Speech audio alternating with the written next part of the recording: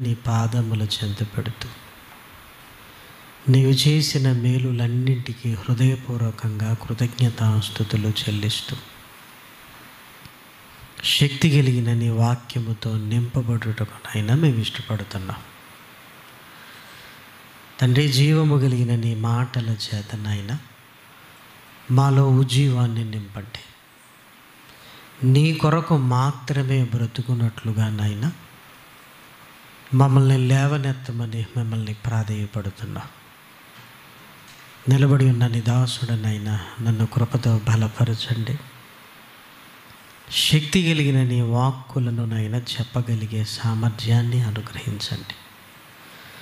సంఘమునకు ప్రయోజనకరముగానైనా కుటుంబానికి మేలుకరంగా బలమైన నీ మాటలతోనైనా మమ్మల్ని ముందుకు తీసుకుని వెళ్ళమని మిమ్మల్ని కోరుకుంటూ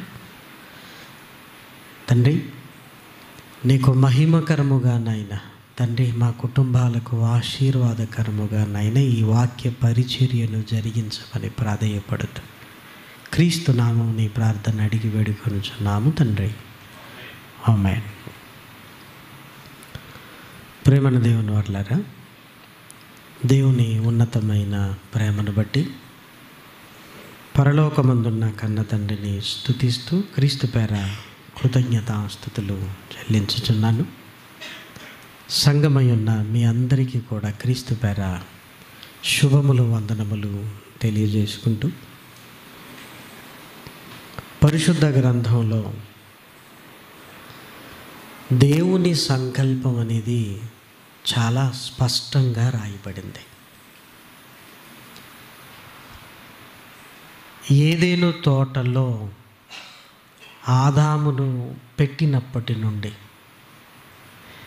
యేసుక్రీస్తు రెండవ రాకడ ఈ భూమి మీద జరిగేంతవరకు ఆయన ప్రణాళిక ఏంటి అనేది సూటిగా మనం ఆలోచించగలిగితే విమోచించటం. ఇంకా మనకు అర్థమయ్యే భాషలో చెప్పాలి అంటే పాపము నుండి మనల్ని బయటికి తీసుకొని రావటం. పిల్లవాడికి జబ్బు చేసినప్పుడు తల్లిదండ్రులను మీరు గమనించండి, వాళ్ళకు ఒకే ఒక ఆలోచన ఉంటుంది. ఏంటంటే వీడికి జ్వరం తగ్గాలి, లేకపోతే ఆ రోగం నుంచి నా కుమారుడు నా కుమార్తె బయటికి రావాలి. అది తప్ప ఇంకేం ఉండదు. లేదంటే భార్యకు కానీ భర్తకు కానీ అనారోగ్యం వచ్చినప్పుడు కుటుంబం అంతా ఒకే దృష్టి మీద ఉంటుంది. ఏంటంటే ఈ ఇబ్బంది నుంచి మా కుటుంబం బయటపడాలి. అంతకు మించి ఏం కోరుకుంటుంది చెప్పండి మనకి? పిల్లలకు పరీక్షలు తేదీలు రాగానే తల్లిదండ్రులకు ఏముంటుంది? ఈ పరీక్షలలో నా కుమార్తె నా కుమారుడు బాగా రాయాలి, ఆ పరీక్షలు జరిగేంత వరకు వాళ్ళకి సపోర్ట్గా మనం ఉండాలి అని ఆశపడతాం. అంటే ఒక లక్ష్యం మన కళ్ళ ముందుకు రాగానే మనం ఆ లక్ష్య సాధన కొరకు మనల్ని మనం సిద్ధపరుచుకోవటం అనేది మనందరికీ తెలుసు. ఈరోజు సంఘముగా కూడా మన ఆలోచనలు ఏంటంటే కుటుంబ ఆశీర్వాద సదస్సును ఎలాగైనా దేవునికి మహిమకరంగా జరిగించాలి అని మనం అందరము ప్రార్థనలో ప్రయాసపడుతున్నాం. ఆ లక్ష్యం కంటే ఇంకేమీ లేదు. అలాగే దేవుడు కూడా ఒక ప్రణాళికను, ఒక ఉద్దేశాన్ని, మన పట్ల ఒక సంకల్పాన్ని ఆయన కలిగి ఉన్నాడు. అది ఏంటి అని జాగ్రత్తగా మనం ఆలోచించగలిగితే ఆదికాండం నుంచి ప్రకటన గ్రంథం వరకు ప్రవక్తల మాటలు, పరలోకము నుండి వచ్చిన దేవదూతల మాటలను, చివరికి యేసుక్రీస్తు ఉద్దేశాన్ని మనం గమనించగలిగితే తండ్రి ఒకే విషయాన్ని అనేక సార్లు మాట్లాడుతున్నాడు. అదేంటో తెలుసా? పాపము నుండి విమోచన. ఇది ఎంత ప్రాముఖ్యమైనదైతే దేవుడు దీని మీదనే కాన్సన్ట్రేషన్ చేస్తున్నాడు. దీని మీదనే ఈ మధ్యకాలంలో శాశ్వత ప్రేమ టీవీ కార్యక్రమాన్ని చూసిన ఒక పెద్ద ఆయన 60-70 సంవత్సరాలు ఉంటాయి. ఆయన ఫోన్ చేసి చాలా సంతోషిస్తున్నాడు. నేను రిటైర్ అయిపోయాను. రిటైర్ అయిపోయిన తర్వాత నా లక్ష్యం అంటూ ఏమీ లేదు. దేవుడు పిలుపు కొరకు నన్ను నేను సిద్ధపరుచుకునే పనిలో ఉన్నాను. నాకు వ్యాపకాలు ఏమీ లేవు. శుభవార్త ఛానల్ ఉదయం నుంచి సాయంకాలం వరకు చూస్తుంటాను. కొత్త కొత్త సంగతులు నాకు దైవజనుల ద్వారా మాట్లాడుతుంటే ఆనందిస్తుంటాను. నన్ను నేను సిద్ధపరుచుకుంటాను. నేను శాశ్వత ప్రేమను రెగ్యులర్గా చూస్తుంటాను. అందులో నాకు నచ్చిన విషయం ఏంటంటే భక్తిపరమైన బోధ శాశ్వత ప్రేమ టీవీ కార్యక్రమంలో ఉంటుంది. అంటే దేవుని కొరకు మనం బ్రతకాలి, పాపానికి మనం దూరంగా ఉండాలి, పాపాన్ని అసహించుకోవాలి అన్న బోధ నాకు కనబడుతుంది. నేను చాలా సంతోషిస్తాను. నిజంగా దేవునికి కావలసింది అదే కదా. నా 70 ఏళ్ళ అనుభవంలో నేను కూడా లేఖనాలను చదువుతున్నప్పుడు దేవునికి మనం ఆనందాన్ని కలిగించేది ఏదైనా ఉంది అంటే మన పవిత్రతే కదా, మన పరిశుద్ధతే కదా. రాను రాను ఆ బోధ కనుమరుగవుతుంది. ఎవరెవరు ఏం చెబుతున్నారు అన్నది కాదు, కానీ ఇదిగో పాపమునకు దూరంగా ఉండటం అన్న బోధ చాలా ప్రాముఖ్యమైంది అని ఆయన ఎంతగానో సంతోషిస్తున్నాడు. ఎందుకంటే సమాజంలో ఎలాంటి బోధలు వచ్చాయంటే ఎదుటివారిని నవ్వించి, ఎదుటివారికి అనుకూలంగా మాట్లాడి, ఎదుటివారిని ఇబ్బంది పెట్టకుండా మీది రైటే లేండి అన్న బోధ ఈరోజు సమాజంలో విస్తరించింది. కానీ బైబిల్ సారాన్ని, దేవుని సంకల్పాన్ని ఆలోచించగలిగితే మనం పుట్టక మునిపే దేవునికి మన పట్ల ఉన్న కోరిక ఏంటంటే పరిశుద్ధులుగా, నిర్దోషులుగా మనం ఉండాలన్నదే. మనం పుట్టక మునిపే ఆయనకున్నది. మనం పుట్టిన తర్వాత అదేమీ మారలేదు. చూడండి, ఎఫెసీలకు రాసిన పత్రిక 1వ అధ్యాయము. ఎఫెసీలకు రాసిన పత్రిక పరిశుద్ధ గ్రంథంలో వ్రాయబడిన చక్కటి మాట. ఎఫెసీలకు రాసిన పత్రిక 1వ అధ్యాయము. ఎఫెసీలకు రాసిన పత్రిక 1వ అధ్యాయము 4 నుంచి 6 వచనాలను చూడండి.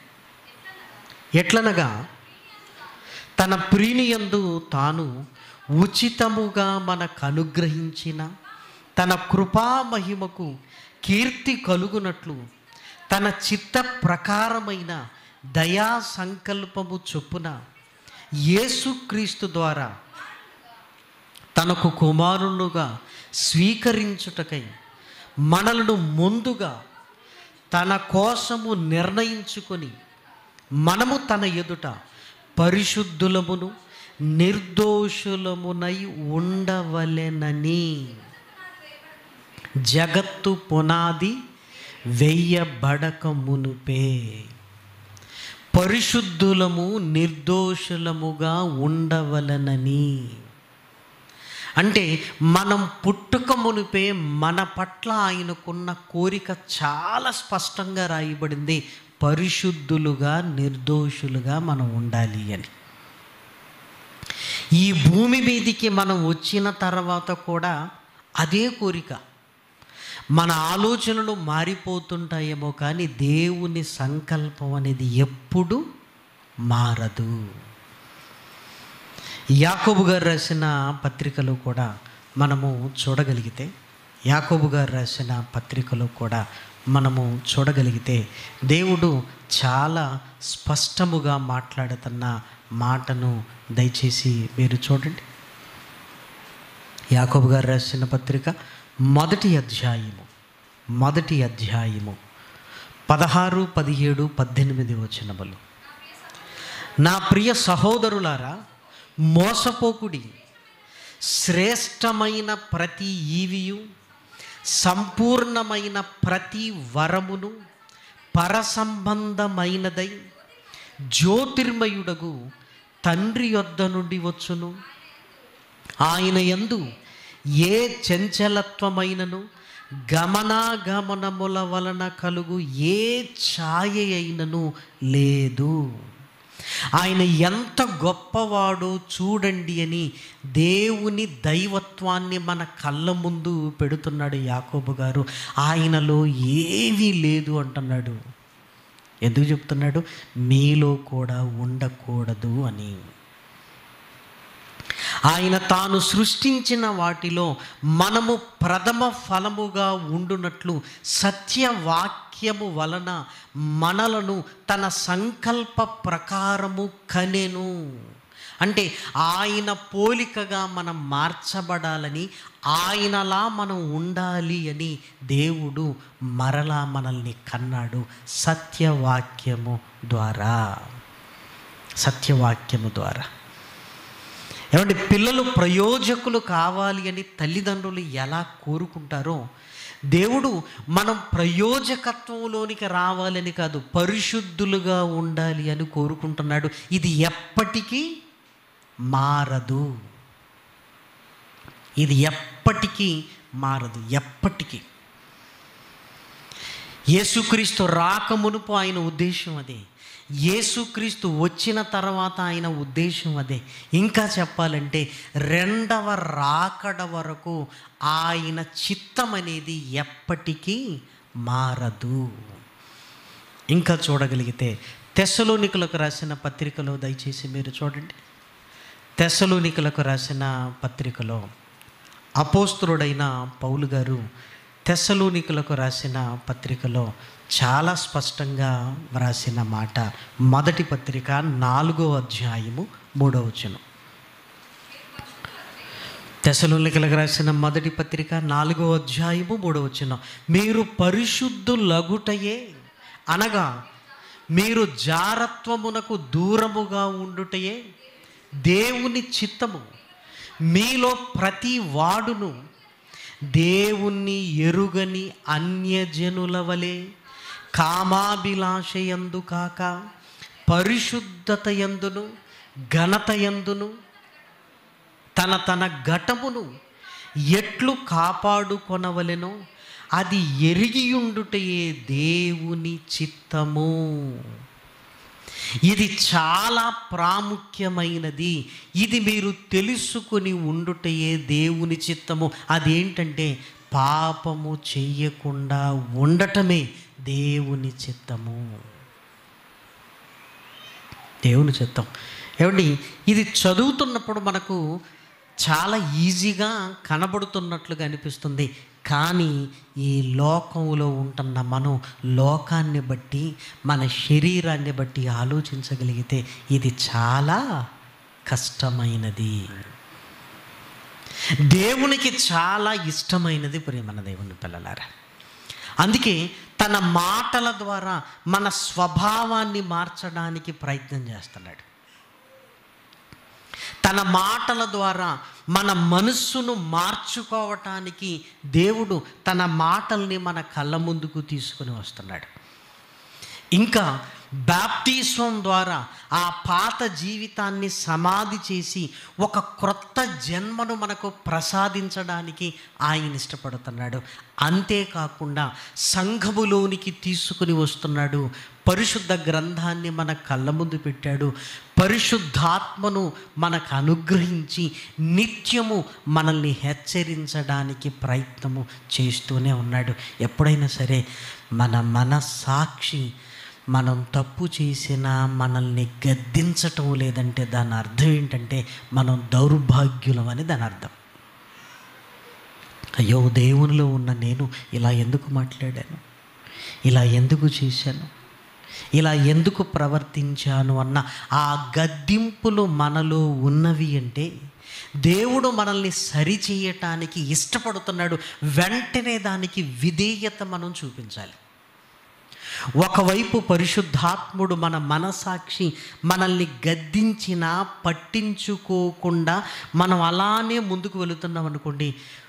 తర్వాత మనకి ఏమీ అనిపించదు. ఏమీ అనిపించటం లేదంటే దాని అర్థం ఏంటంటే మనం దౌర్భాగ్యులము, విశ్వాస భ్రష్టులమయ్యాము అని దాని అర్థం. ప్రేమన దేవుని పిల్లలారా, కాబట్టి మన ఆత్మీయ జీవితాన్ని చక్కగా పరిశీలించుకోవలసిన అవసరం ఉంది.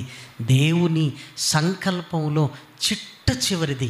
అప్పుడప్పుడు మన మెడిసిన్ను మనం ఆలోచించగలిగితే డాక్టర్లు ఏమంటారంటే, ఇదిగో ఇది చివరి డోసు, దీని తర్వాత ఇక మందులు ఏమీ లేవండి అంటారు. కరోనా వచ్చినప్పుడు కూడా చివరి డోసు ఇదే, దీని తర్వాత ఇంకేమీ లేదు అన్నారు. దేవుడు కూడా మనల్ని సరిచేయటానికి ఆయన సంకల్పాన్ని ఆలోచించగలిగితే ముందుగా తన మాటలను ఆజ్ఞలుగా, ఈ పండు తినొద్దు అని ఆజ్ఞలుగా వినిపించాడు. తరువాత కాలాలలో దేవదూతలను ఈ భూమి మీదికి పంపించి మనుషులతో మాట్లాడాడు. తర్వాత ప్రవక్తలను పంపించాడు. ప్రవక్తలు సరిచేస్తున్నారు, ఇదిగో ఇలా ఉండకూడదు, ఇలా ఉండాలి, దేవునికి ఇది ఇష్టం లేదు, దేవునికి ఇది ఇష్టమైంది అని ప్రవక్తల ద్వారా సరిచేయించాడు. ఆ తర్వాత తన కుమారుణ్ణి ఈ భూమి మీదికి ఆయన పంపించాడు. ఆయనే యేసుక్రీస్తు. ఇక యేసుక్రీస్తు ద్వారా మనం పాపము చేయకుండా ఉండటానికి యేసుక్రీస్తు ఏం చేశాడు అని జాగ్రత్తగా మనం ఆలోచించగలిగితే, మనం చేసిన పాపములకు ఆయన రక్తము ద్వారా మనకు విమోచనను కలిగించి పాపము చేయకుండా ఉండటానికి ఆయన ఎలాంటి ఏర్పాటు చేశాడో లేఖనములోనికి వెళ్ళి జాగ్రత్తగా లేఖనాన్ని మనము చూడగలిగితే, ఎఫెసీలకు రాసిన పత్రిక 5వ అధ్యాయము, ఎఫెసీలకు రాసిన పత్రిక 5వ అధ్యాయము 22, 23, 24 వచనాలను దయచేసి చూడండి. స్త్రీలారా, ప్రభువునకు వలె మీ సొంత పురుషులకు లోబడి ఉండుడి. క్రీస్తు సంఘమునకు శిరస్సై ఉన్నలాగున పురుషుడు భార్యకు శిరస్సై ఉన్నాడు. క్రీస్తే శరీరమునకు రక్షకుడై ఉన్నాడు. ఇక్కడ చాలా జాగ్రత్తగా ఆలోచించగలిగితే, యేసుక్రీస్తు మన కొరకు రక్తాన్ని చిందించి తన పవిత్రమైన రక్తము ద్వారా మనకు విమోచనను అనుగ్రహించి మనల్ని ఎక్కడికి తీసుకుని వచ్చాడంటే సంఘములోనికి తీసుకుని వచ్చాడు. సంఘములో మన స్థితి ఏంటి అని జాగ్రత్తగా ఆలోచించగలిగితే, సంఘములో ఆయన శరీరములో మనం అందరము ఎవరము? అవయవాలము. మరి శిరస్సు ఎవరు? క్రీస్తు.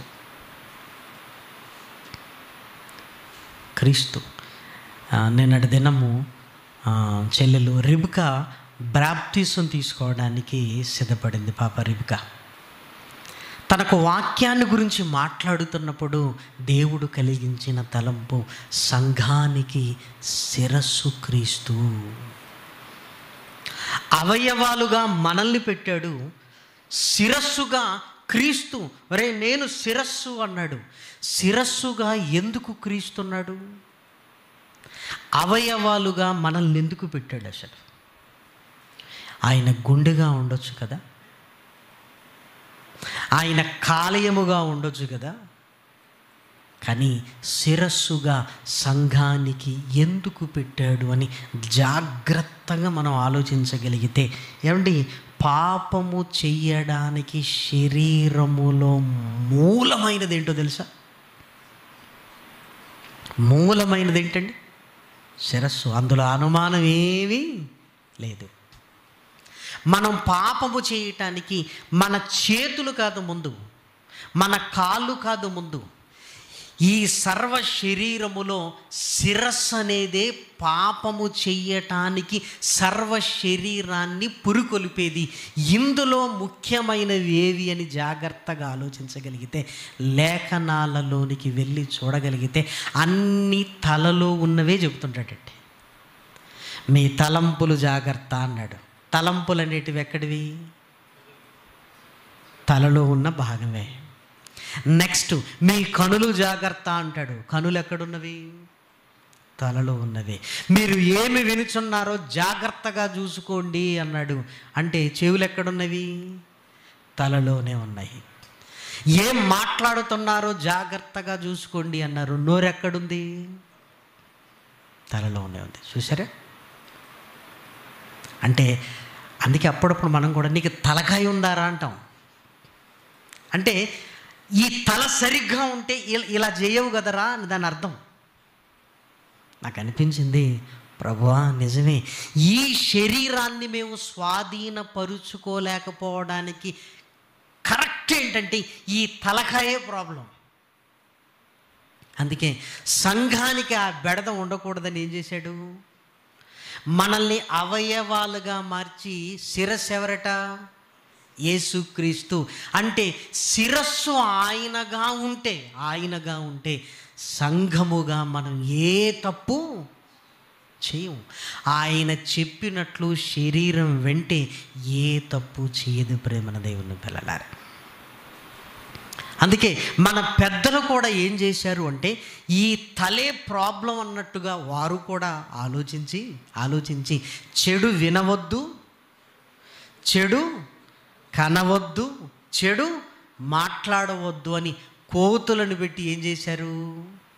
కోతులతో చేతులు వేయించారు. కోతుల చేతులు ఎక్కడున్నాయి చెప్పండి? ఈ తల మీదనే ఉన్నాయి. చెడు కనవద్దు, చెడు వినవద్దు, చెడు మాట్లాడవద్దు. చూసారా? అంటే మన తలంపులు, మన కన్నులు, మన చెవులు, మన మాటలు మనము అపవిత్రులమైపోవడానికి ప్రధానమైన కారణము. అంటే తలలో భాగాలు ప్రియమైన దేవుని పిల్లలారా, వీటిని గురించి లేఖనాలలోనికి వెళ్ళి మనం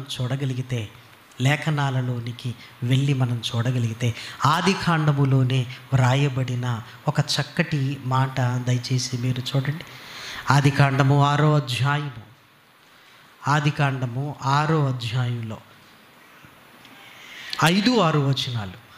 5వ వచనం, నరుల చెడుతనము భూమి మీద గొప్పదనియు వారు హృదయము యొక్క తలంపులలోని ఊహ అంతయు ఎల్లప్పుడూ కేవలము చెడ్డదనియు యెహోవా చూచి. వారి తలంపులు, వారి తలలో, వారి మెదడులో వస్తున్న ఆలోచనలు, వారి ఊహ అంతయు ఎల్లప్పుడూ చెడ్డది. అంటే మనం అపవిత్రులం అయిపోవటానికి ప్రధానమైన కారణం ఏంటి అంటే మన తలంపులు.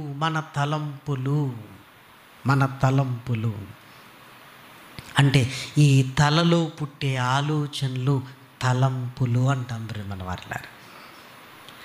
లేఖనాలను వెళ్ళి ఇంకా జాగ్రత్తగా మనము చూడగలిగితే ప్రియమైన వారిలారా, మత్తయి సువార్తలో వ్రాయబడిన చక్కటి మాటను దయచేసి చూడండి. మత్తయి సువార్త 12వ అధ్యాయము, మత్తయి సువార్త 12వ అధ్యాయము 17వ వచనం. మత్తయి సువార్త 12వ అధ్యాయము 36-37.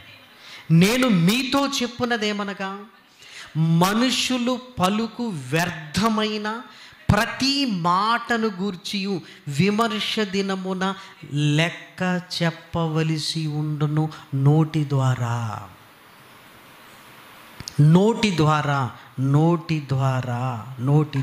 అంటున్నాడు ప్రేమన వారులారా. ఇంకా లేఖనాలలోనికి వెళ్ళి మనం చూడగలిగితే మరొక మాట వ్రాయబడింది. దయచేసి మీరు చూడండి. పరిశుద్ధ గ్రంథంలో వ్రాయబడిన చక్కటి మాట ప్రియమైన వారలారా, యాకోబు గారు రాసిన పత్రిక 4వ అధ్యాయము, యాకోబు గారు రాసిన పత్రిక 4వ అధ్యాయము మొదటి 2 వచనాలు. మీలో యుద్ధములను పోరాటములను దేని నుండి కలుగుచున్నవి? మీ అవయవములలో పోరాడు మీ భోగేచ్ఛల నుండియే కదా మీరు ఆశించుచున్నారు, కానీ మీకు దొరుకుటలేదు. నరహత్య చేయుదురు, మత్సర పడుదురు, కానీ సంపాదించుకొనలేరు. పోట్లాడుదురు, యుద్ధము చేయుదురు, మీ అవయవములు అంటున్నాడు ప్రేమన్న వారలారా. ఈ అవయవాలలో ప్రధానమైనది తలంపులు, ఈ అవయవాలలో ప్రధానమైనవి కన్నులు, ఈ అవయవాలలో ప్రధానమైనవి చెవులు, ఈ అవయవాలలో ప్రధానమైనది నోరు.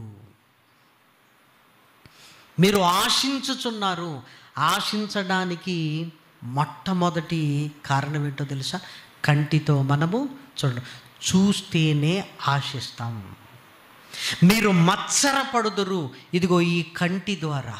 ఒకరి క్షేమాన్ని చూసినప్పుడు మరొకరికి ఏంటంటే మత్సరం, అసూయ కనపడుతుంది. నాకంటే వాడు డెవలప్ అయ్యాడేంటి? మత్సరపడుదురు.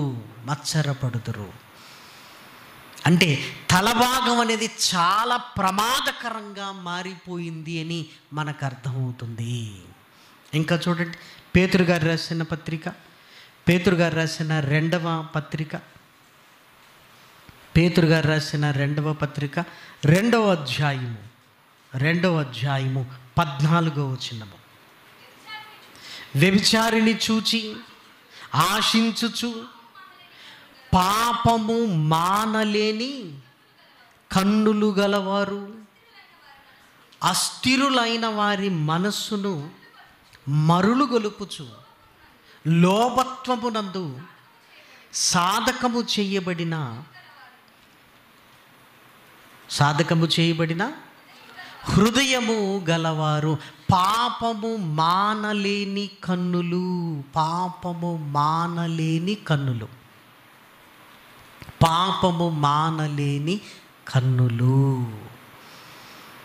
ఆలోచించండి. అలాగే లేఖనాలలో వ్రాయబడిన మాట, మీరేమి వినుచున్నారో జాగ్రత్తగా చూచుకొనుడి. మీరేం వింటున్నారో ఈ చెవి ద్వారా, మీరేమి వినుచున్నారో జాగ్రత్తగా మీరు చూడండి. ఎందుకు? మీరు వింటున్నది చెడు అయినప్పుడు ఆ చెడు మీ తలంపుల్లోనికి వెళుతుంది.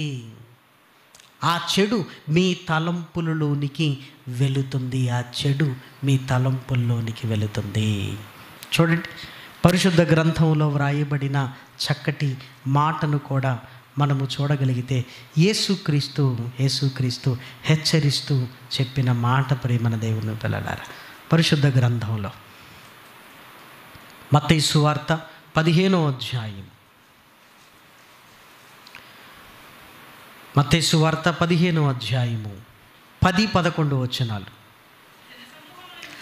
జనసమూహములను పిలిచి మీరు విని గ్రహించుడి, నోట పడునది మనుషుని అపవిత్రపరచదు గాని నోట నుండి వచ్చినదియే మనుషుణ్ణి అపవిత్రపరుచునని వారితో చెప్పాను. 12 కూడా. అంతటా ఆయన శిష్యులు వచ్చి, పరిసయ్యులు ఆ మాట విని అభ్యంతరపడిరని నీకు తెలియనా అని ఆయనను అడుగగా, అంటే పరిసయ్యుల నోటి నుండి వచ్చే మాటలు మీరు వింటున్నారు. ఆ మాటల వల్ల వారు అపవిత్రులైపోతారు. ఆ మాటలు వినటం వల్ల ఏం జరుగుతుంది? మీరు అపవిత్రులైపోతారు. అందుకే వారి నోట నుండి వచ్చు మాటలు మీరు వినకూడదు, ఎందుకంటే వింటే మీరు కూడా అపవిత్రులైపోతారు అన్నాడు. మన తలంపుల గురించి మాట్లాడుతున్నాడు, మనం వింటున్న వాటిని గురించి మాట్లాడుతున్నాడు, మన నోటిని గురించి మాట్లాడుతున్నాడు, మన కన్నులను గురించి మాట్లాడుతున్నాడు. ప్రేమన వారలారా, నిజంగా ఎంత ప్రమాదకరముగా మన జీవితాన్ని నాశనము చేసేటివి మన శరీరంలోనే ఉన్న అవయవాలు మన ఆత్మకు వ్యతిరేకంగా పనిచేస్తున్నాయంటే మీరు ఆలోచించండి. అందుకే తల వెరీ వెరీ ఇంపార్టెంట్ ప్రేమన వారలారా. యెషయా గ్రంథంలో కూడా మాట్లాడుతున్న మాటను దయచేసి మీరు చూడగలిగితే, యెషయా గ్రంథము 59వ అధ్యాయం, యెషయా గ్రంథము 59వ అధ్యాయం, యెషయా గ్రంథము 59వ అధ్యాయం, యెషయా గ్రంథము 59వ అధ్యాయంలో వ్రాయబడిన మాట ప్రియమైన వారలారా, దయచేసి చూడండి. 2వ వచనం, మీ పాపములు ఆయన ముఖమును మీకు మరుగుపరిచెను గనుక ఆయన ఆలకింపకున్నాడు. ఆయన ఇదిగో ఈ తలలో ఉన్న అవయవాలు దేవుని ముఖమును మనకు కనబడకుండా చేస్తాయి. ఈరోజు ఉదయం లేవగానే న్యూస్ చూడగానే హైదరాబాద్లో ఒక హత్య జరిగింది. ఇంచుమించు 10 ఏళ్ళ పాపను ఇంటికి వచ్చి దొంగతనం కొరకు వచ్చి కత్తితో విచక్షణారహితంగా పొడి చేశాడు. ఎవరునో ఆరాధిస్తే సుమారుగా 9th క్లాస్ చదివే ఒక కుర్రోడు. వాడిని అడుగుతున్నారు, ఎందుకురా ఇలా చేసావురంటే వాడు చెప్పిన సమాధానం ఏంటో తెలుసా? క్రైమ్ సిరీస్, వెబ్ సిరీస్కు బానిస అయిపోయాడు వాడు. క్రైమ్ సిరీస్, వెబ్ సిరీస్కి బానిస అయిపోయి ఆ నేర ప్రవృత్తి వానిలోనికి రావటం వల్ల వాడు నేరం ఎలా చెయ్యాలో పేపర్ మీద రాసుకొని మరీ చేశాడంటే మీరు ఆలోచించండి. రాసుకొని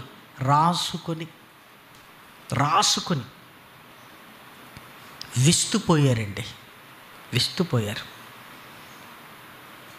వాడు చూస్తున్నప్పుడు భవిష్యత్తులో ఇది నేను చేస్తానేమో అన్న ఆలోచన వరకు లేకపోయి ఉండొచ్చు, కానీ ఏది చూస్తామో ఖచ్చితంగా అదే చేస్తాం. ఏదైతే మన కళ్ళ ముందు కనబడుతుందో, ఏదైతే మనం చూస్తున్నామో, ఏ దృశ్యాల మాటలైతే మనం వింటున్నామో నెమ్మదిగా అది మన హృదయాన్ని ఆక్రమించుకుంటుంది, మన శరీరాన్ని పురికొల్పుతుంది. తల్లిదండ్రులు విస్తుపోయి వాళ్ళు ఏమంటున్నారంటే, ఏదో స్కూల్లో ఉన్న వాళ్ళందరికీ మొబైల్స్ ఉంది అంటే మేము మొబైల్ కొనిపించాం. మేము ఏమనుకున్నామంటే వాడు బయట ఎక్కడ తిరగకుండా ఇంట్లో ఉంటున్నాడులే అనుకున్నాం, కానీ ఎంత ప్రమాదకరంగా వారు మారిపోతాడు అన్న సంగతి మేము ఊహించలేదు. చూసారా, వాడు ఇంత ప్రమాదకరంగా. అందుకే పిల్లలు మొబైల్ పట్టుకొని పక్కకు వెళుతున్నారంటే తల్లిదండ్రులకు గజగజ వణుకుడు వచ్చేసే రోజులండి ఇది. ఏ దృశ్యాలను వాడు చూస్తాడో, వాడి ఆలోచనలు ఎలా మారిపోతాయో.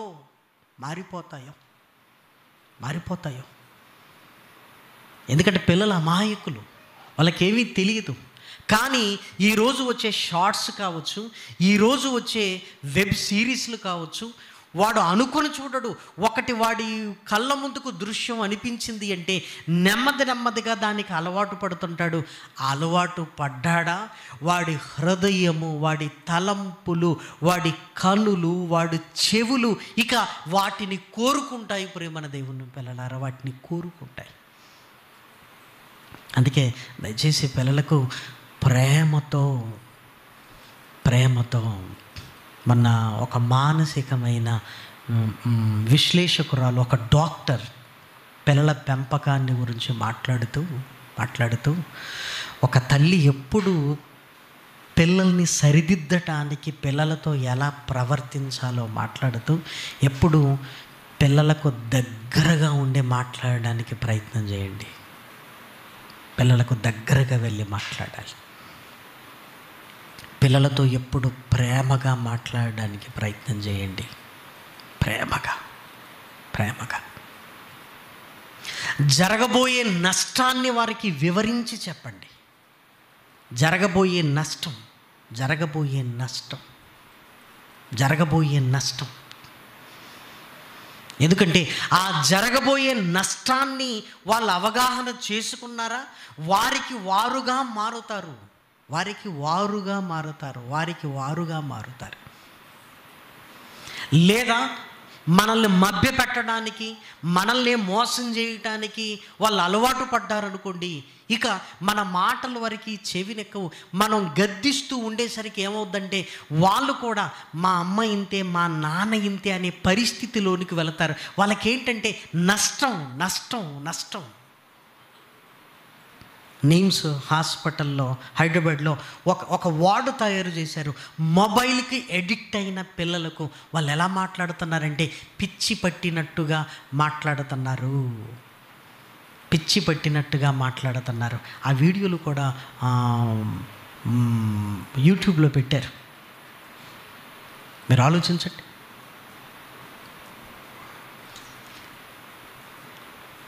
ఎప్పుడైతే ఈ తల, ఈ చెవులు, ఈ కళ్ళు, ఈ నోరు, ఈ తలంపులు, అందుకే చూడండి, ఒక మొబైల్ను మనం ముందు పెట్టుకున్నామంటే అలర్ట్ అయిపోయేది ఏంటంటే ఈ తల. ఎప్పుడైతే ఈ తల మొబైల్లోనికి వెళ్ళిందో మనం ఎన్ని వందల సార్లు బాగుండాలి అనుకున్న ప్రయోజనం ఏమీ లేదు ప్రియమైన వారలారా, లేదు. ఇప్పుడు ఆ తల్లిదండ్రులు బాధపడుతున్నారు. వాడి భవిష్యత్ ఏంటి? 9 ఏళ్లకే ఒక హంతకుడు అనే ముద్ర వేయబడి మిగిలిన కాలం అంతా జైల్లోకి వెళ్ళి వాడు ఉండాలి అంటే ఆ తల్లి వేదన ఏంటి? ఆ తల్లి వేదన. ఆ తండ్రి ఒక హంతకుని కన్న తండ్రిగా సమాజం చూస్తున్నప్పుడు అతని వేదన 2 రోజులతో తీరేదా, 3 రోజులతో తీరేదా? మీరు ఆలోచించండి. కాబట్టి దేవుడు అంటున్నాడు నాకు కావలసింది పరిశుద్ధత. నేను ఇంకేమీ కోరుకోను, మీలో నుంచి ఏమీ కోరుకోను. నాకు కావలసింది నేనున్నట్లుగా మీరుంటే చాలు. అన్నీ నేనే చేస్తానురా, నీకు మంచి భవిష్యత్తు ఇస్తానురా, నేను ఇస్తాను. పరిశుద్ధత నాకు కావాలి. ఏమండి, దీని కొరకు దేవుడు మనకు ఏదడిగినా ఇవ్వడానికి సిద్ధంగా ఉన్నాడు. ఏదడిగినా. ఎందుకంటే ఆయన కావలసింది ఇది ప్రియమైన దేవుని పిల్లలారా. మొదటి పాపములోనికి వెళ్ళి కూడా మనం చూడగలిగితే మొదటి పాపములో కూడా ఇదిగో యాక్టివేట్ అయింది తలంపులు, కనులు, చెవులు, నోరు. ప్రియమైన వారలారా, దయచేసి చూడండి ఆదికాండము, పరిశుద్ధ గ్రంథంలో వ్రాయబడిన చక్కటి మాట. ఆదికాండంలో వ్రాయబడిన మాట చూడండి, 3వ అధ్యాయము. ఆదికాండము 3వ అధ్యాయము. ఆదికాండము 3వ అధ్యాయము 2వ వచనం, మొదటి వచనం చదువుకుందాం. దేవుడైన యెహోవా చేసిన సమస్త భూజంతువులలో సర్పము యుక్తి గలదై ఉండెను. అది ఆ స్త్రీతో, ఇది నిజమా? ఈ తోట చెట్లలో దేని ఫలములైనను మీరు తినకూడదని దేవుడు చెప్పెనా అని అడిగెను. దుష్టుని మాట ముందుగా అవ్వమ్మ గారు ఏం చేసింది? విన్నది. అసలు వినకుండా ఉంటే అసలు గొడవే లేదు. ఏమంటే మనం అనుకుంటాం, కానీ చాలా విషయాలు మనకు తెలియకుండా ఉంటే బెటర్. చాలా విషయాలు మనం చాలాసార్లు ఏమనుకుంటామంటే ఫంక్షన్కి వీళ్ళు చెప్పలేదు, వాళ్ళు చెప్పలేదు అనుకుంటాం. అసలు చెప్పకపోవటం ఎంత మంచిదో తెలుసా? చెప్పలేదంటే అసలు దాని గురించి మనమే ఆలోచించాం. ఒకవేళ చెప్పాడు అనుకోండి, ఇప్పుడు మనం ప్లాన్ చేసుకోవాలి. వాళ్ళు ఏమనుకుంటారో, వీళ్ళు ఏమనుకుంటారో అని మనం ప్లాన్ చేసుకోవాలి. మనం వెళ్ళాలి, మనం సెలవు పెట్టుకోవాలి, మనం టైం ఇవ్వాలి, మనం అక్కడికి వెళ్ళాలి. వెళ్ళి చెప్పినందుకు వాడు పెట్టిన టైంకు మనం తినాలి. ఎంత కష్టమో చూసారా? అదే ఇంటి దగ్గర ఉంటే ప్రార్థన చేసుకొని తినాలనుకున్నది ఆరోగ్యకరమైన తిని హాయిగా ఉంటాం. ఇప్పుడు చెప్పాడు గనక మనం వెళ్ళినందుకు ఏం చేయాలి? ఎండి 3 గంటలకు తినాలా వద్దా అని అటు ఆలోచించి ఇటు ఆలోచించి ఏమైతే అది అయిందిలే అని ఫుల్గా తిని మనం ఎప్పుడు కూడా ఆలోచన వస్తుంది, నిర్ణయం మాత్రం ఎటువైపు మొగ్గుతుంది? ఏమైతే అది అయింది. ఇంకా ఆ పక్కోడు కూడా షుగరోడు తింటున్నాడు అనుకోండి, ఈ షుగరోడికి ఇంకా వాడు తినగలేంది నేనేంటి అని ఆరోగ్యాలన్నీ పాడు చేసుకో. అదే చెప్పకపోతే. అందుకే నిజంగా ప్రియమైన వారలారా, మనం ఎప్పుడు ఆరోగ్యంగా ఆనందంగా ఉంటామంటే మొబైల్ స్విచ్ ఆఫ్ చేసుకున్నప్పుడు. నిజంగా చాలా ప్రశాంతంగా ఉంటుందండి, చాలా ప్రశాంతంగా ఉంటుంది. ఎందుకు? లోకములో ఉన్న సంగతులు మనతో ఎవ్వరూ మాట్లాడరు. ఒకవేళ ఈ సంగతి తెలుసా అని స్టార్ట్ చేశారనుకోండి, ఆ తర్వాత మనకు ఉత్సాహం పెరిగి మనం ఏం చేస్తాం? వాడు చెప్పకమునిపై అడిగి తెలుసుకోవాలని ఉబలాటం మనకు పెరుగుతుంటుంది. ఏమైంది ఇదేమైంది అదేమైంది? మీరు ఆలోచించండి.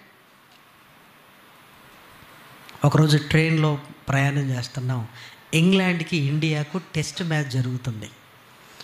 ఒక ఆయన ట్రైన్ ఎక్కగానే చాలా అలిసిపోయి నేను పడుకుంటాను అని ఎవరిని డిస్టర్బ్ చేయకండి అని వెంటనే సీట్లు లేపుకున్నాడు, హాయిగా పడుకున్నాడు. ఈలోపు లోయర్ బెర్త్లో ఉన్నవాడు ఏం చేశాడంటే సౌండ్ ఎక్కువ పెట్టాడు. ఇండియా ఇంగ్లాండ్ క్రికెట్ మ్యాచ్ పెట్టగానే వీడు మాటికి పైనుండి స్కోర్ ఎంత అంటాడు. లోయర్ బెర్త్లో వీడు ఉన్నాడు, పైనోడు పడుకున్నాడు. సౌండ్ ఎక్కువ పెట్టేసరికి అరగంటకు ఒకసారి ఆ తలకాయ నుంచి కిందికి దించి వీడిని అడుగుతున్నాడు స్కోర్ ఎంత అన్నాడు. ఇది వినబడింది అంతే. ఇంకా ఆ స్టేడియం గోల వినబడింది అంతే. ఆ వినబడగానే అరగంటకోసారి స్కోర్ ఎంత అడుగుతున్నాడు. పడుకోవచ్చు కదా అనుకుంటున్నాం. గంట తర్వాత లేచి కూర్చున్నాడు. వీడు స్టార్ట్ చేశాడు ఇక పైన. అంటే వాడేమనుకుంటున్నాడంటే అరగంటకు ఒకసారి వీన్ని స్కోర్ అడిగి నేను ఎందుకు ఇబ్బంది పెట్టాలి, ఆ ఇబ్బంది ఏదో నేనే పడతానులే అని బెడ్షీట్ తీసేసాడు, మంచిగా కూర్చున్నాడు. ఇక స్కోర్ అడిగే పనేమీ లేదు. అది చెవినబడింది అంతే. ఏమండి, దుష్టుడు కూడా మనకు ఆలోచన లేనివి మన కళ్ళ ముందుకు తీసుకుని వస్తుంటాడు, మనం వినేటట్టుగా చేస్తుంటాడు. ప్రియమైన దేవుని పిల్లలారా, మనల్ని వినేటట్టుగా చేస్తుంటాడు, మనల్ని మోటివేట్ చేస్తుంటాడు. అవ్వమ్మ గారి దగ్గరకు వచ్చి ఇది నిజమా అని అబద్ధాన్ని వినిపించడానికి ప్రయత్నం చేసింది. అవ్వమ్మ గారు వినకుండా ఉంటే ఎంత బాగుండేది. తర్వాత ఏం జరిగిందో చూడండి. అందుకు స్త్రీ, ఈ తోట చెట్ల ఫలములను మేము తినవచ్చును, అయితే తోట మధ్యనున్న చెట్టు ఫలమును గూర్చి దేవుడు మీరు చావకుండునట్లు వాటిని తినకూడదనియు వాటిని ముట్టకూడదనియు చెప్పెనని సర్పముతో అనెను. అందుకు సర్పము, మీరు చావనే చావరు, ఏలయనగా మీరు వాటిని తిను దినమున మీ కన్నులు తెరవబడుననియు మీరు మంచి చెడ్డలను ఎరిగిన వారై దేవతల వలె ఉందురనియు దేవునికి తెలియనని స్త్రీతో చెప్పగా, స్త్రీ ఆ వృక్షము ఆహారమునకు మంచిదియు కన్నులకు అందమైనదియు వివేకమిచ్చు రమ్యమైనదియునై ఉండుట చూచినప్పుడు. విన్న తర్వాత ఏం చేసింది? చూసింది. ఎప్పుడు కూడా డిస్కషన్ పెట్టుకోకూడదు. ఎవరైనా మనతో ఏదన్నా అన్నట్టుగా సరే అండి అనాలి, అంతటితో అది ఆగిపోద్ది. మనం మాట్లాడటం ప్రారంభించామా డిస్కషన్ డెవలప్ అవుతుంది. ఆ డిస్కషన్లో అప్పటి వరకు మనకున్న అభిప్రాయాలన్నీ మారిపోతాయి. మీరు చావనే చావరు, అప్పటి వరకు చచ్చిపోతారు అనే ఒక ఆలోచన ఆవిడలో ఉంది. ఎప్పుడైతే డిస్కషన్ ముందుకు జరిగిందో, మీరు చావనే చావరంటే అప్పటి వరకున్న సత్యము ఆమె హృదయములో నుంచి ఎగిరిపోయింది. మాట్లాడటం వల్ల, ఆ మాటలు వినటం వల్ల చూచినప్పుడు అందంగా కనపడుతుంది ప్రియమైన వారలారా. అంతకుముందు తనను చంపేదిగా కనబడిన ఆ వృక్ష ఫలములు ఇప్పుడు ఎలా కనపడుతుందంటే అందముగా కనపడుతుంది. చూచినప్పుడు చాలాసార్లు మీరు చూడండి, అమెజాన్లో మనం వస్తువులు కొంటాం. ఎందుకు కొంటాం చెప్పండి? ఏమండి, ప్యాకెట్ ఓపెన్ చేసిన తర్వాత పరేషాన్ అయిపోతామండి. వాడు పెట్టిన ఫోటోకు పంపిన దానికి అసలు సంబంధమే ఉండదండి. సంబంధమే ఉండదు. అసలు ఏ సంబంధం అంటే ఏ సంబంధం ఉండదు. మళ్ళీ ఏం చేస్తాడో తెలుసా? ఆ ప్రోడక్ట్ను బట్టి కొనరేమో అని ఆ ప్రోడక్ట్ ఉపయోగించిన వీడియోను కూడా పెడతాడు దాంట్లో. అందులో చూడగానే అందులో మనమే ఊహించుకుంటాం, ఇంత ఈజీగా అయిపోద్ది వర్క్ అంటాం. కానీ కాదు. చూచినప్పుడు ఇక ఆ ప్రోడక్ట్ను కూడా ఎన్ని యాంగిల్స్లో పెడతాడో తెలుసా? 360 యాంగిల్స్ అని పెడుతుంటాడు. ఇటు నుంచి అటు నుంచి పైనుంచి లోపల భాగాలు. వెంటనే ఆర్డర్ పెడతామండి. ఇంటికి వచ్చిన తర్వాత చూడాలండి, వాడు వాడుకున్నది పంపించాడా, లేకపోతే అసలు మనం చూసిందే ఇదేనా అన్న డౌట్ వచ్చేస్తుందండి. ఆ రిటర్న్ పాలసీ ఉంది కనుక బతికిపోయాం మనం, లేకపోతే ఇంతే సంగతులు. అవ్వమ్మ చూసినప్పుడు వెంటనే తినాలి అన్న ఆలోచన కలిగింది. ముందు చెవి, ఆ తర్వాత కనులు, ఆ తర్వాత ఇదిగో తిన్నది. ఇదిగో నోటితో మాట్లాడింది, చెవితో విన్నది, కళ్ళతో చూసింది. పాపము జరిగిపోయింది ప్రేమల వారలారా. మొట్టమొదటి పాపము జరగటానికి కారణం తల. తినాలన్న తలంపు, చూసిన కన్నులు, విన్న చెవి, మాట్లాడిన నోరు. ఇక్కడ నుంచి ఏదైనా మీరు ఆలోచించండి. ఒక పాపము జరుగుతుందంటే ఇన్వాల్వ్ అయ్యేదేంటి? ఈ తల. తర్వాత మిగిలినవన్నీ. అంటే పాపము చెయ్యకుండా ఉండాలి అంటే కంట్రోల్గా ఉండవలసింది ఏంటనమాట? తల. మన తలంపులు కంట్రోల్లో ఉండాలి, మన కన్నులు కంట్రోల్లో ఉండాలి, మన మాటలు కంట్రోల్లో ఉండాలి, మనం వినే మాటలు కంట్రోల్గా ఉండాలి, మనం వింటున్న మాటలు కంట్రోల్గా ఉండాలి ప్రేమన వారలారా. అందుకే దేవుడు వీటిని హద్దుల్లో పెట్టడానికి ప్రయత్నం చేస్తున్నాడు తన వాక్యము ద్వారా. ఇదిగో మీ మాటలు చాలా జాగ్రత్తగా ఉండాలంటున్నారు. ఇదిగో నేత్రాశ, మీ నేత్రములు జాగ్రత్త అన్నాడు. జీవపు డంభము, ఇదిగో మీ తలంపుల్లో ఏదైతే కలుగుతుందో అది జాగ్రత్త అంటున్నాడు. వీటిని కంట్రోల్గా ఉన్నవాడు తన ఘటమును కాపాడుకొనుట వాడికి తెలుస్తుంది ప్రేమన దేవుని పిల్లలారా, వాడికి తెలుస్తుంది. అందుకే వీటన్నింటినీ హ్యాంగ్ చేయడానికి, వీటన్నిటిని కంట్రోల్ చేయడానికి ఇదిగో దుష్టుడు మొబైల్ని మన కళ్ళ ముందుకు తీసుకొని వచ్చాడు. వీటన్నిటిని కంట్రోల్ చేయడానికి దేవుడు మొబైల్ కంటే ముందిచ్చిందేంటి? వాక్యము. ఇప్పుడు వాక్యాన్ని చదువుకుంటున్నాం అనుకోండి, మన తలంపులు వాక్యపు తలంపులుగా మారిపోతాయి. మన కనులు వాక్యాన్ని చూస్తుంటాయి, మన నోరు వాక్యాన్ని గురించి మాట్లాడుతుంది. అప్పుడు ఖచ్చితంగా వాక్యమే వినాలి అన్న ఇంట్రెస్ట్ కలుగుతుంది. మిగిలిన మాటలు ఎవరైనా మాట్లాడితే మనకి ఇంట్రెస్ట్ ఉండదు. ఎందుకంటే నువ్వు వాక్యాన్ని చూస్తూ, వాక్యాన్ని ధ్యానం చేస్తూ, వాక్యాన్నే నీ హృదయంలో పెట్టుకున్నావు కనుక నీకు అదే వినాలనిపిస్తూ ఉంటుంది, అదే వినాలనిపిస్తుంది.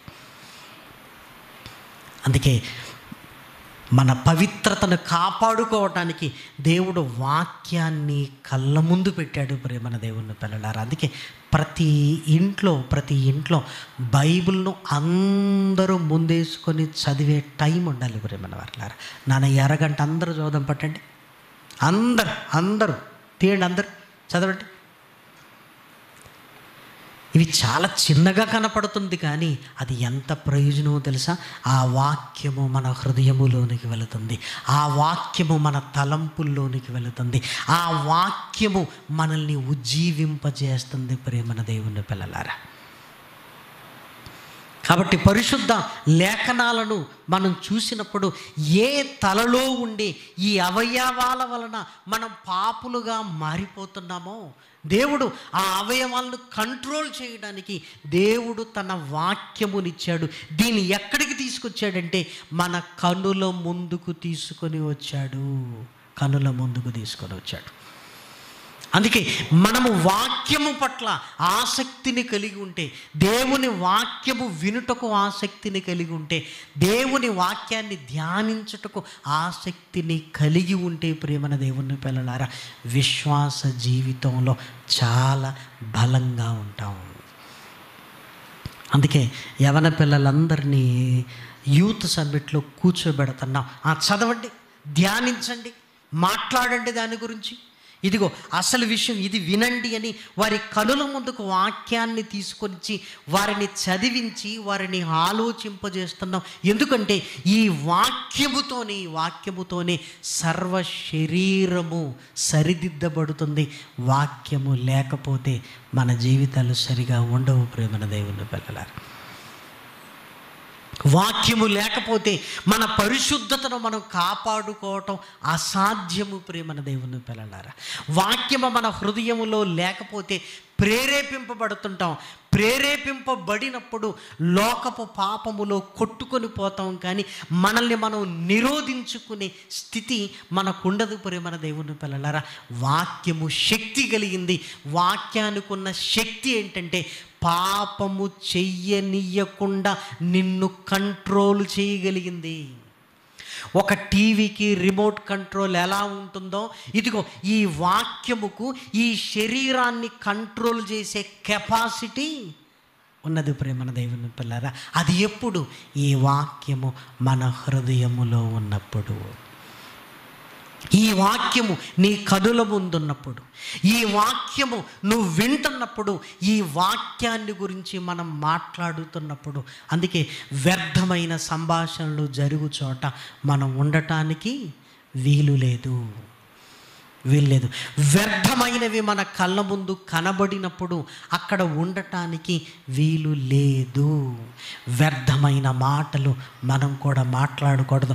మన హృదయపు తలంపుల్లోనికి ఎప్పుడు దేవుని వాక్యాన్ని ఎప్పుడైతే ధ్యానిస్తుంటామో నిజంగా ఎంత ఆరోగ్యము.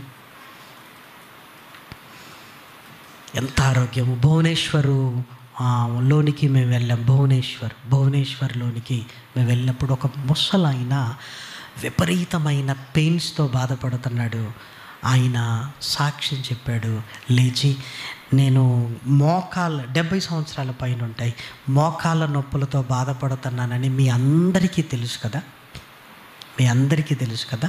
అవును, కానీ ఇదిగో నేను దేవుని సన్నిధికి రావాలి అని ఆ ఇష్టంతో నేను వెళుతుండేవాడిని ప్రతి ఆదివారం. ఇదిగో ఆశ్చర్యకరంగా రోజంతా వాక్యాన్ని ధ్యానించుకుంటుండేవాడిని. రోజంతా ఆశ్చర్యకరంగా దేవుడు తన సన్నిధికి రాగలిగే బలమును, శక్తిని ఈరోజు నాకు అనుగ్రహించాడు అన్నాడు.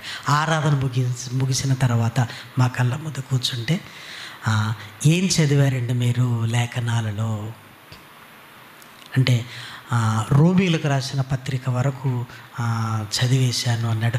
మీకు తెలిసిన అద్భుతాలను గురించి చెప్పండి అన్నాను.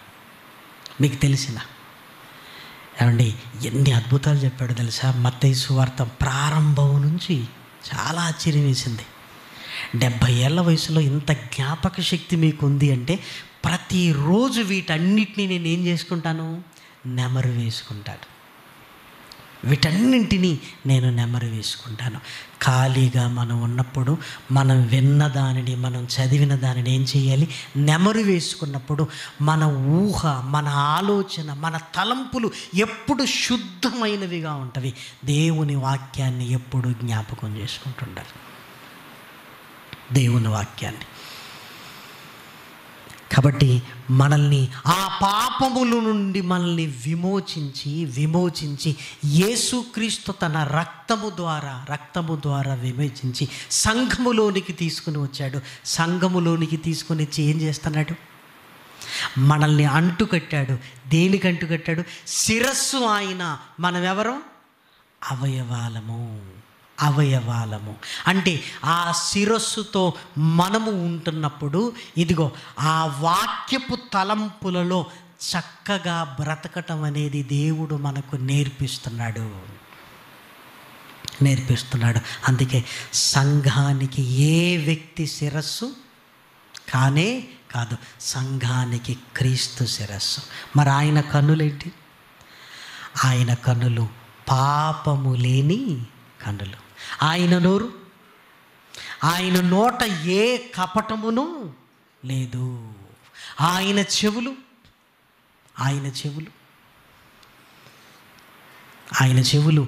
ఏ దుర్వార్తను వినని చెవులు. ప్రేమన దేవుని పిల్లలారా, యేసుక్రీస్తు దగ్గరికి వచ్చి ఏదైనా మాట్లాడితే ఆయన గద్దించి నాకు దూరం అయిపోండి అంటాడు. నాకు దూరం అయిపోండి, ఇదిగో ఈ మాటలు నేను వినకూడదు, ఈ మాటలు మీరు నాతో మాట్లాడకూడదు అన్నట్లుగా. కాబట్టి ఆయన శిరస్సుగా ఉండాలి. అదే మన ఇంటికి యేసుక్రీస్తు అధిపతి అంటాడు. ఇదిగో ఆయన శిరస్సుగా ఉండాలి. మన కుటుంబానికి ఒక పురుషుడు శిరస్సు. అప్పుడు ఆ శిరస్సు ఎలా ఉండాలి? యేసుక్రీస్తు శిరస్సును కలిగి ఇదిగో కుటుంబానికి ఒక పురుషుడు శిరస్సుగా ఉండాలి. అప్పుడు ఆ కుటుంబం ఎంత బాగుంటుంది. సంఘము బాగుండటానికి క్రీస్తు శిరస్సు అయితే మరి కుటుంబానికి శిరస్సు ఎవరు? ప్రతి స్త్రీకి శిరస్సు ఎవరు? భర్త. అప్పుడు ఆ శిరస్సు ఎలా ఉండాలి? యేసుక్రీస్తు శిరస్సులా ఉండాలి. పాపము చూడని కనులు, పాపము మాట్లాడని కనులు, పాపమును వినని కనులు కలిగి ఇదిగో నీ కుటుంబానికి, నీ భార్యకు నువ్వు శిరస్సుగా ఉండగలిగితే నీ కుటుంబం ఎంత బాగుంటుంది. అందుకే సంఘాన్ని క్రీస్తు నడిపిస్తున్నట్లుగా ప్రతి పురుషుడు తన కుటుంబాన్ని నడిపించుకోవాలి. అది ఎప్పుడు? మనము ఆయనకు లోబడినప్పుడు ఆయన మనల్ని నడిపిస్తాడు. మనమే ఆయనకు లోబడకపోతే ఆయన ఏం చేయగలడు? ఒక భార్య భర్తకు లోబడకపోతే భర్త ఏం చేయగలడు? అసలు మీరు ఆలోచించండి. పిల్లలు మాట వినకపోతే తల్లిదండ్రులు ఏం చేయగలరు?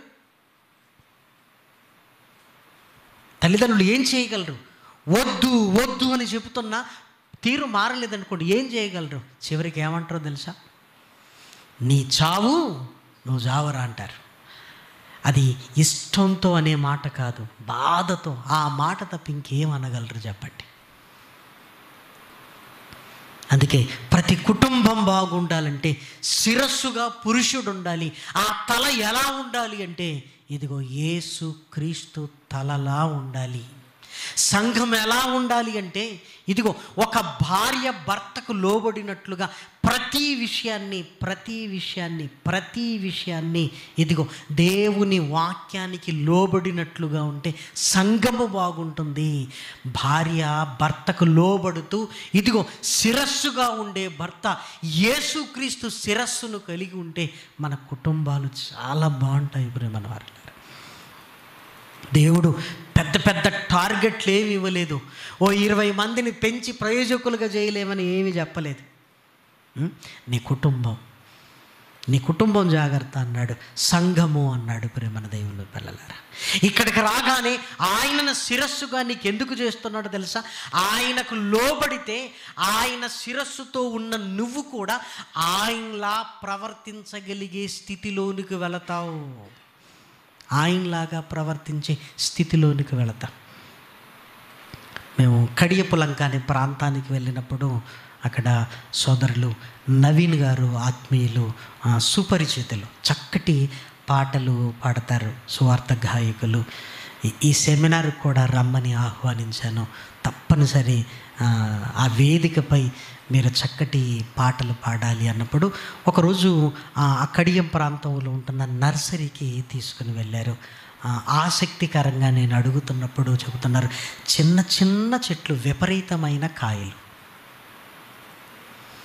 ఇది ఎలా సాధ్యం అంటున్నప్పుడు అంటు కట్టబడుతున్నాయి ఇవన్నీ అన్నారు.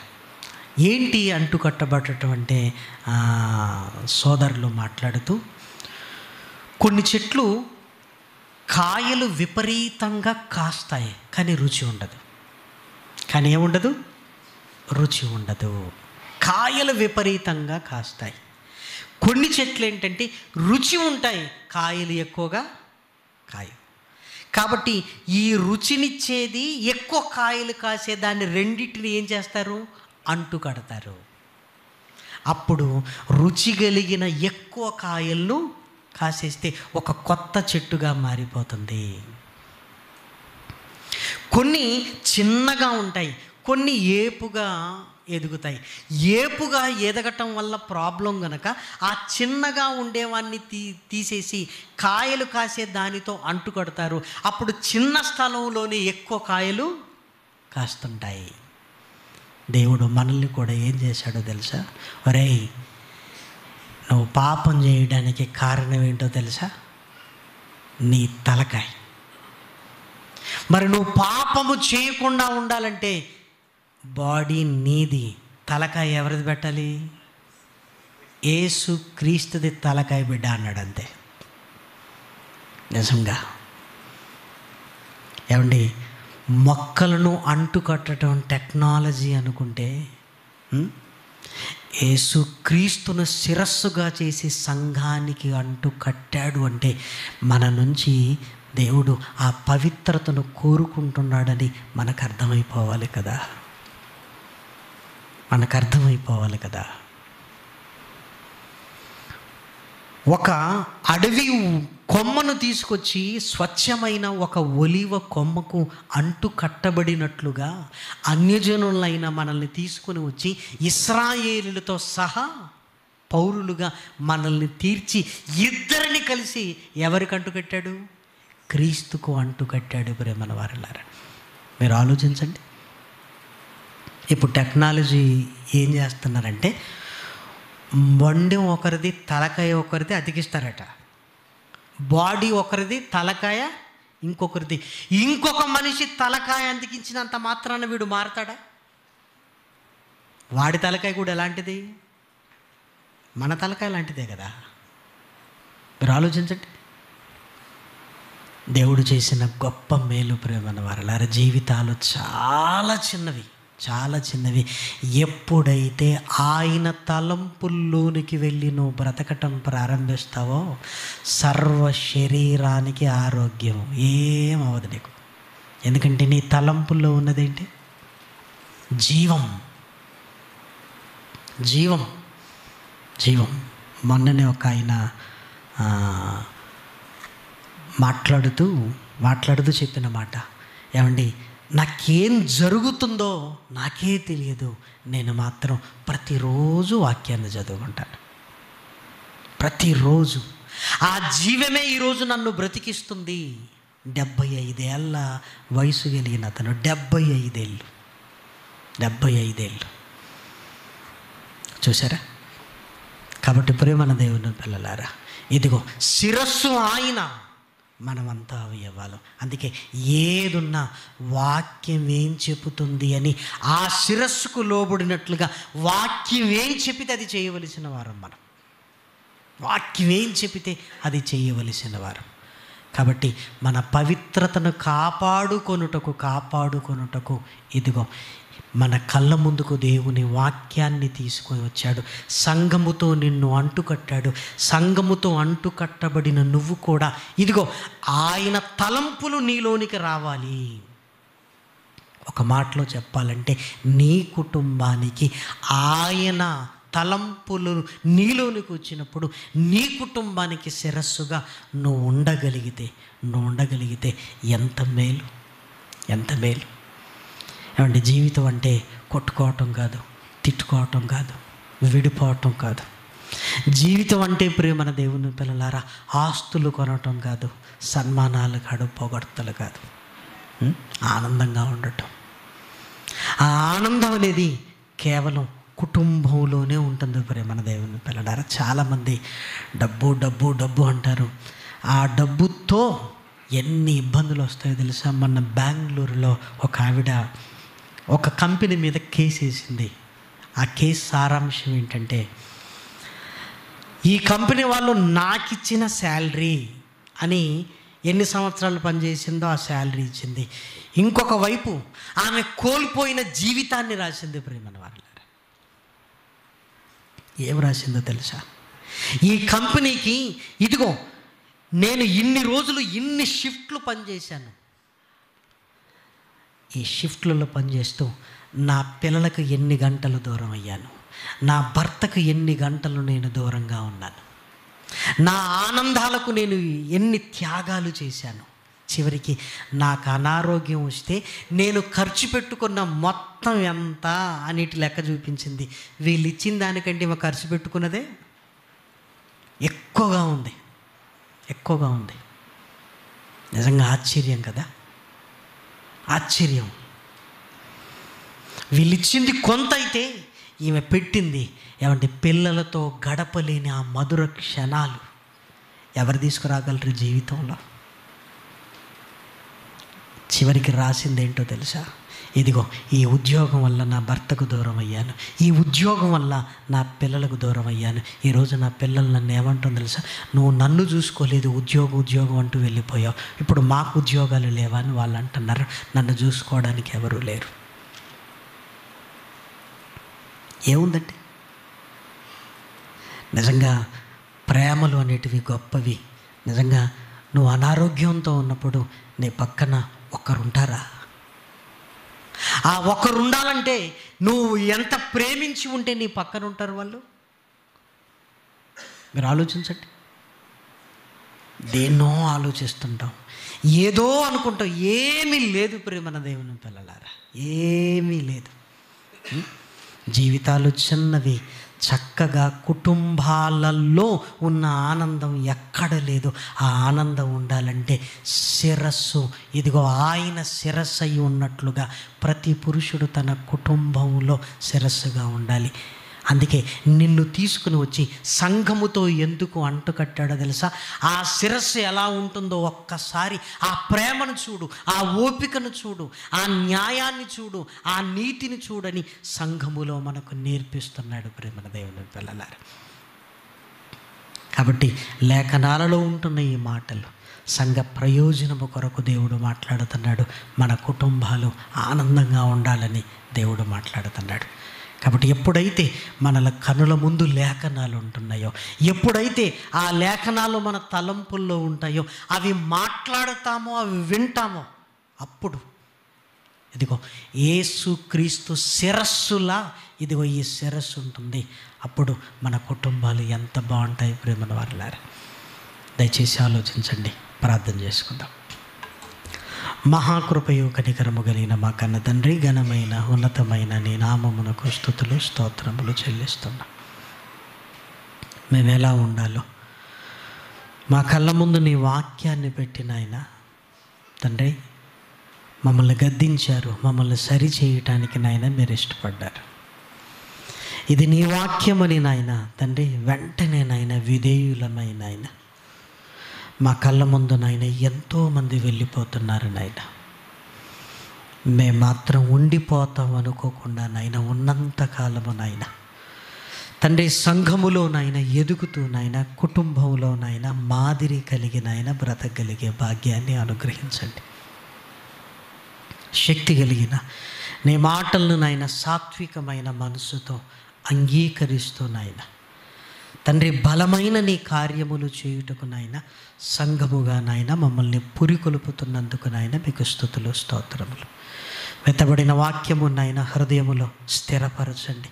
దుష్టుడు ఎత్తుకొని పోకుండా నాయన మేము కాపాడి నాయన దాన్ని మా హృదయములో ఫలింప చేసుకున్నట్లుగా నీ ఆత్మ సహాయాన్ని అనుగ్రహించండి తండ్రి. సంఘముగా నాయన మమ్మల్ని తీసుకుని వచ్చారు. ఈరోజు నాయన చక్కటి మాటలు మాతో మాట్లాడినందుకు హృదయపూర్వకంగా కృతజ్ఞతాస్తుతులు చెల్లిస్తూ నీ కుమార్